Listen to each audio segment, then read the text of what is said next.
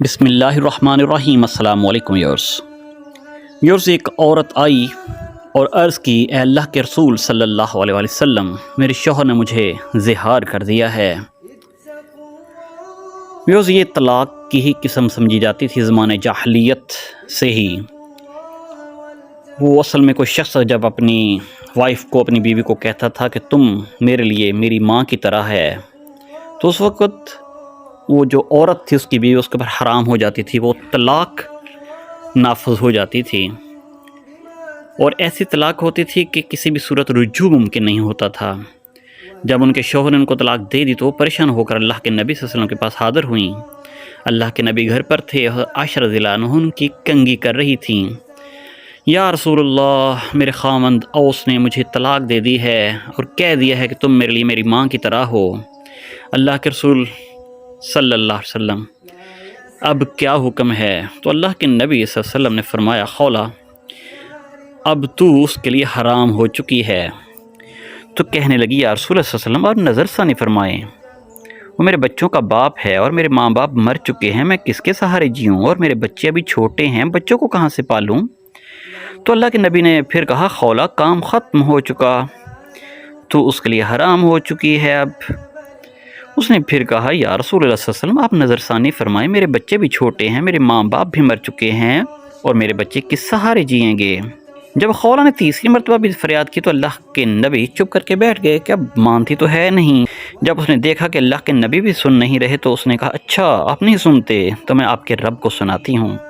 اور خولا رضی اللہ عنہ نے آسمان کی طرف ہاتھ اٹھائے اور کہا، اے میرے رب، میرے چھوٹے چھوٹے بچے ہیں، میں اپنے پاس رکھوں تو روٹی کہاں سے کھلاؤں؟ اور اگر اپنی شوہر کے پاس رکھوں تو ان کی تربیت کون کرے گا؟ تربیت تو ماں کرتی ہے۔ اے میرے رب، تو اپنے نبی کی زبان پر میرے حق میں فیصلہ اتار۔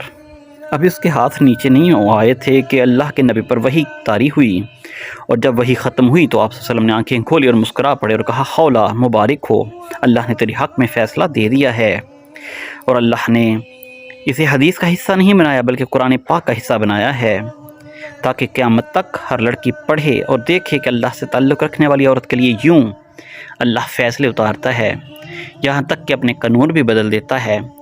پارہ نمبر 28 سورہ مجادلہ آیت نمبر 1۔ ویورز، قرآن مجید کا 28واں پارہ شروع ہو رہا ہے۔ بسم اللہ الرحمن الرحیم۔ قد سمع اللہ قول التی تجادلک فی زوجہا وتشتکی الی اللہ واللہ یسمع تحاورکما ان اللہ سمیع بصیر۔ بے شک اللہ نے عورت کی بات سنی جو تم سے اپنے شوہر کے معاملے پر بحث کرتی ہے اور اللہ سے شکایت کرتی ہے۔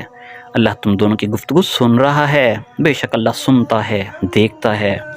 اللہ تعالیٰ نے خولا رضی اللہ عنہ کو بڑی عزت دی قرآن میں، اور صرف ایک آیت نہیں بلکہ پورے 2 رکوع اتارے، اور اللہ نے کہا، ہاں ہاں میرے محبوب، جب آپ اور خولا آپس میں تکرار کر رہے تھے، آپ انکار کر رہے تھے اور وہ ہاں کروا رہی تھی، میں خود تم دونوں کی عدالت میں موجود تھا، آپ نے تو سنی نہ، پھر اس نے مجھے اپنا دکھ سنایا، میں تم دونوں کے دلائل سن رہا تھا، آپ انکار کر رہے تھے، وہ اقرار کرانا چاہ رہی تھی،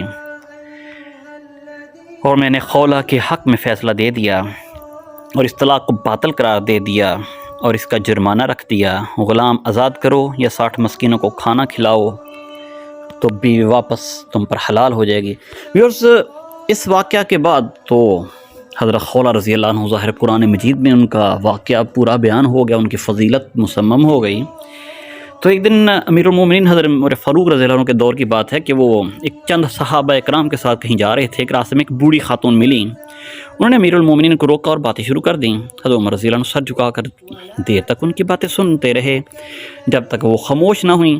آپ کھڑے رہے، ساتھیوں میں سے ایک صاحب نے عرض کیا، امیر المومنین، آپ نے اس بڑھیا کی باتیں سننے میں اتنا وقت گزار دیا اور اپنے ساتھیوں کو اتنی دیر روک کے رکھا۔ حضرت عمر رضی اللہ عنہ نے فرمایا، جانتے بھی ہو یہ عورت کون تھیں؟ یہ عورت وہ ہیں جن کی بات 7 آسمانوں پر سنی گئی تھی۔ اللہ، اگر یہ رات بھر ٹھہرتی تو بھی میں سوائے نماز کے اور کوئی کام نہ کرتا اور اس کی باتیں سنتا رہتا۔ یہ خاتون جن کی صدائے درد اللہ تعالیٰ نے عرش ملہ پر سنی تھی اور جن کا خلیفہ عرب و عجم فاروق اعظم اس قدر احترام کرتے تھے، حضرت خولا بنت ثعلبہ تھیں۔ حضرت خولا بنت ثعلبہ بن اسرام بن فحر بن قیس بن ثعلبہ بن غنم بن سالم بن عوف۔ یہ ان کا تعلق انصار کے قبیلہ بنی عوف بن خزرج سے تھا، اور ان کا نکاح حضرت اوس بن سامت سے ہوا تھا جو حضرت عبادہ بن سامت رضی اللہ عنہ کے بھائی تھے۔ امید کرتے ہیں ویورز آپ کو ہماری آج کی سٹوری اچھی لگی ہوگی۔ اگر آپ کو ہماری سٹوریز اچھی لگ رہی ہیں تو ہمارے چینل کو ضرور سبسکرائب کیجیے گا۔ طاہر میرے کو اجازت دیجیے، اللہ حافظ۔